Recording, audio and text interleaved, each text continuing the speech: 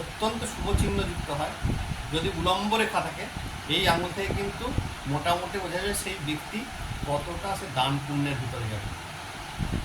বোঝা গেল? এটার সঙ্গে কানেক্টেড আমাদের হার্ট, ঠিক আছে, যার জন্য আমাদের রিং ফিঙ্গার বলা হয়। বিয়ের সঙ্গে যখন রিং এক্সচেঞ্জ করা হয় হার্ট টু হার্ট হয়, ঠিক আছে, এটা যে রিং ফিঙ্গারও বলা হয়, ঠিক আছে। এরপরে আসি মধ্যমা, এটা সম্পূর্ণ ধর্ম।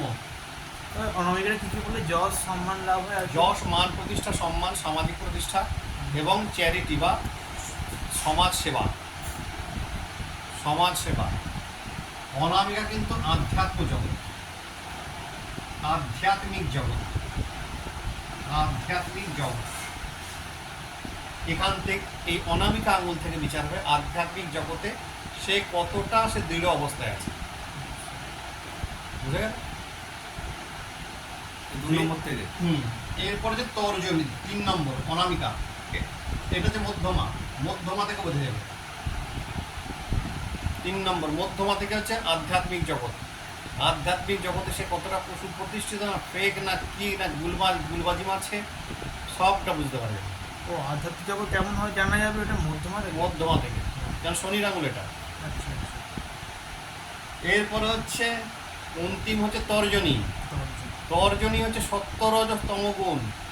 এ একাই জানায় তর্জনী অঙ্গুলি হচ্ছে সত্তরজ তমগুণ। তর্জনী মানে এইটা বলে না, আঙুল তুলে কথা বলো না, 4 নম্বর। তার মানে তোমার তমগুণ বৃদ্ধি পেয়েছে,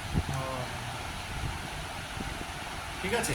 যে আঙুল বেশি তোলে তাকে জানতে হবে সে সব থেকে বড় মস্ত বড় দুষ্ট হচ্ছে সেটা, সবাইকে আঙুল তোলে, তার তমগুণ বৃদ্ধি পেয়ে তার যাবে। তমগুণ বৃদ্ধি পায়। আচ্ছা আচ্ছা। আর যে ওই আঙুলগুলোকে বন্ধ করে রাখে মানে হচ্ছে এই আঙুলটা বেরোলো মানে হচ্ছে তার তমগুণ বৃদ্ধি পেল। বুঝে গেল? এরপরে হচ্ছে আমাদের অন্তিম অঙ্গুলি, সেটা যে বৃদ্ধাঙ্গুষ্ঠ। এ হচ্ছে ব্যক্তি স্বাতন্ত্রতা। এ যে ব্যক্তি স্বাতন্ত্রতা, ব্যক্তি স্বাধীনতা, ব্যক্তিত্ব এবং মুড, মনোমর্জি, মুড।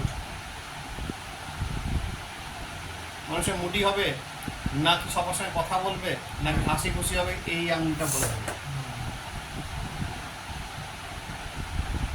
তাহলে আঙুলের বিচার আমরা জেনে নিলাম।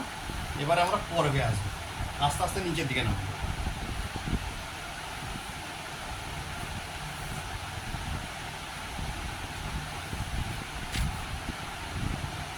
আবার একটা হাত এঁকে নিলাম, ঠিক আছে। 1 2 3 4 5, ঠিক আছে। এইটা যে বৃহস্পতির ক্ষেত্র, এই যে ক্ষেত্রটা এটা হচ্ছে বৃহস্পতি, ঠিক আছে। বৃহস্পতির ক্ষেত্র এটা। এই ক্ষেত্রের যিনি লর্ড, যার লর্ডশিপ আছে, কে ফোন করছে? ঠিক আছে, যার লর্ডশিপ আছে তিনি হচ্ছেন বৃহস্পতি, ঠিক আছে।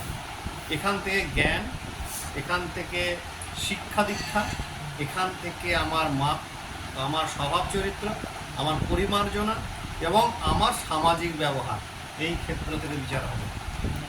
হ্যাঁ, এবং বিবাহিত যেমন জীবন কতটা সুখের হবে, সুন্দর হবে, এই ক্ষেত্রে কিন্তু আফটার ম্যারেজ বলবো।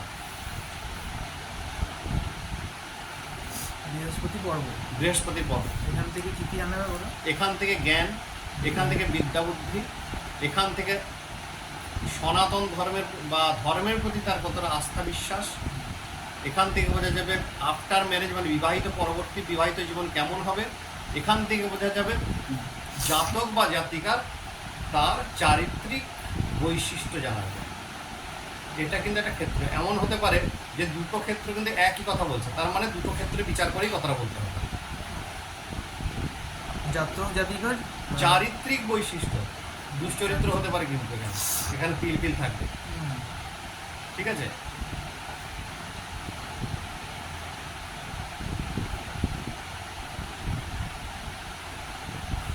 এইটা হচ্ছে শনি ক্ষেত্র। শনি ক্ষেত্র ক্ষেত্রটা শনি, লর্ডশিপ এখানে শনিরই আছে। এখানকার লর্ডশিপ বলছে যে এই যে ক্ষেত্র তৈরি হয়ে আছে, এই ক্ষেত্রের মালিক হচ্ছে শনি। এখান থেকে বোঝা যাবে সে কতটা আধ্যাত্মিক জীবন উন্নতি করবে, আধ্যাত্মিক জীবনযাত্রায় কতটা উন্নতি করবে, তার শেষ বয়স মানে আফটার 40 কেমন তার ফিনান্সিয়াল কন্ডিশন থাকবে, মানে 40 বছর বয়সের পর থেকে তার আর্থিক অবস্থা কেমন যাবে, এই ক্ষেত্রটা বলে দেবে 40 বছরের পর থেকে। বা আফটার 50 হতে পারে, মানে ওল্ড এজ এটাকে দেখতে হবে। যে মানে financial old age lifestyle। Starting হয় 40 থেকে, মোটা প্রৌঢ়ত্ব, তো তখন থেকে বোঝা যাবে তার আর্থিক অবস্থাটা কেমন যাবে। ঠিক আছে, আবার এখান থেকে বোঝা যাবে হঠাৎ বিপর্যয়, হঠাৎ দুর্ভাগ্য।